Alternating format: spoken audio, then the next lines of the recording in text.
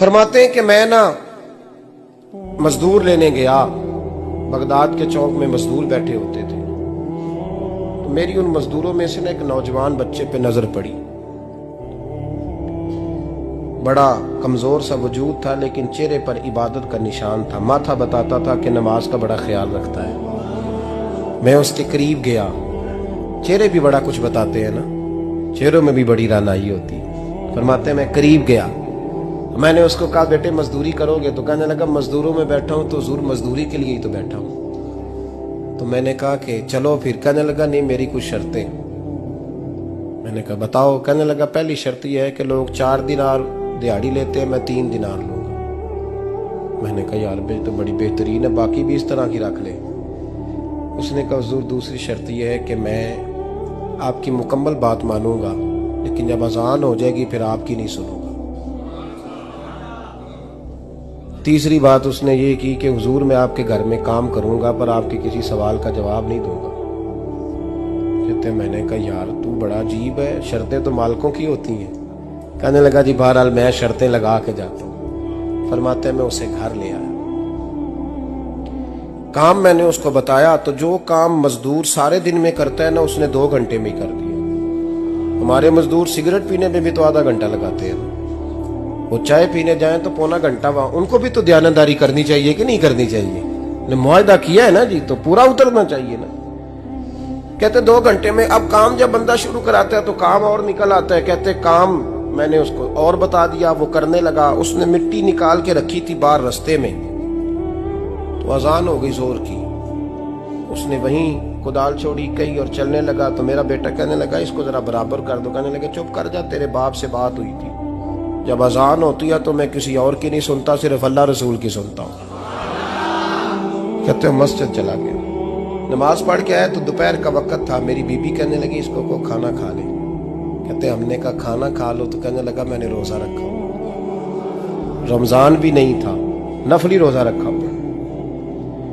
फरमाते हैं शाम हुई, मैंने 3 दिनार दिए, तो मैंने कहा तेरा नाम क्या है? कहने लगा मैंने आपसे कहा था मैं किसी सवाल का जवाब नहीं दूंगा।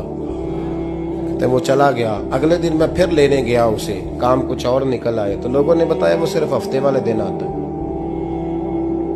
मैंने कहा क्यों? कहने लगे जी वो कहता है मेरा हफ्ते का खर्चा 3 दिनार है, जब 3 दिनार कमा लेता हूं तो बाकी सारा टाइम अल्लाह रसूल की जिक्र में गुजार दिया करता हूं।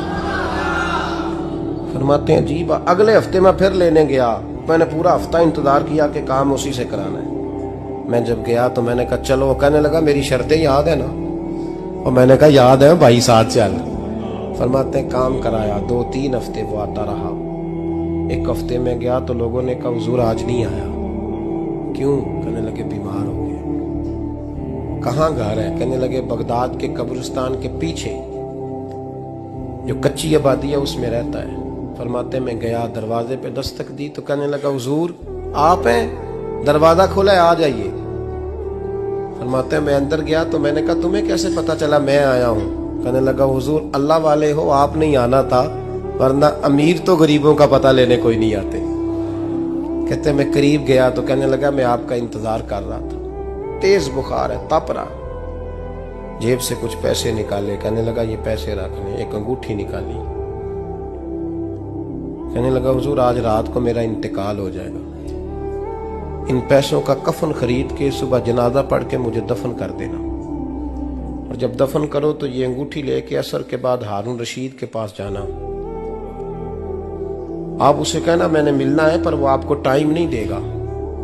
आप उसको आवाज दीजिएगा कि तेरी एक अमानत है मेरे पास, फिर वो आपसे मिलेगा तो अंगूठी दे दे, फिर आप मेरी तरफ से फारिग हैं।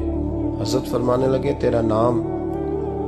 और कहने लगा हुजूर वक्त थोड़ा है,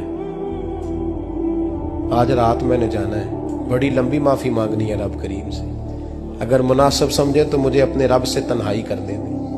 फरमाते हैं मैं आ गया पर उसकी बातों ने मुझे सारी रात सोने नहीं दिया। फरमाते हैं सुबह बड़ी मुश्किल से सूरज निकला, मैं गया दरवाजे पे हाथ रखा तो दरवाजा खुला हुआ था। अंदर दाखिल हुआ तो खुशबुएं मेरा इस्तकबाल कर रही थी। जब चेहरे से कपड़ा हटाया तो उसका तो इंतकाल हो चुका। इंतकाल हो चुका है, ऐसे जैसे किसी का दीदार करके सोया।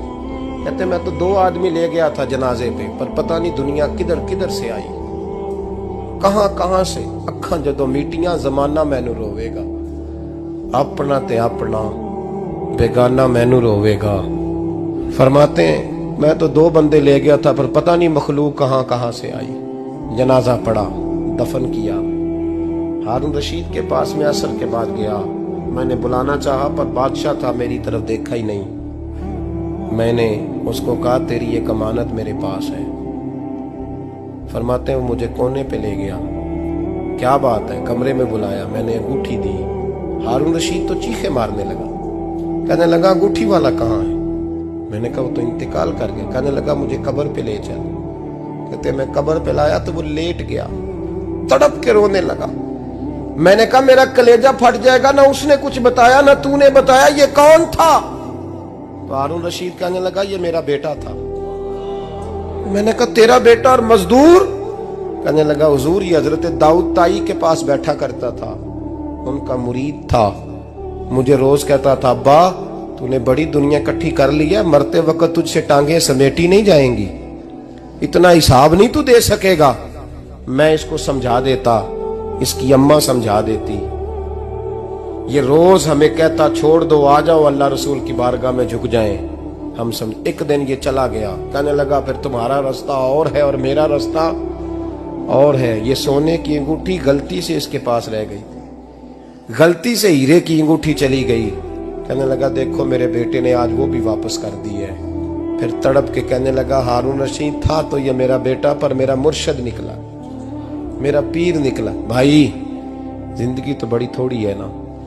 बाबा साहब ने कहा था उठ फरीदा सुत्या, और दाढ़ी आ गया पूर, अग्गा नेड़े आ गया, पिछा रह गया दूर। उठ फरीदा सुत्या खलकत वेखन जा, मते कोई मिल जाई बख्शिया ते तू ही बख्शिया जा। उठ फरीदा सुत्या झाड़ू दे मसीत, तू सुते रब जागदा, तेरी डाडे नाल परीत। मेरा रब हमें भी अपनी बारगाह में कबूल फरमा।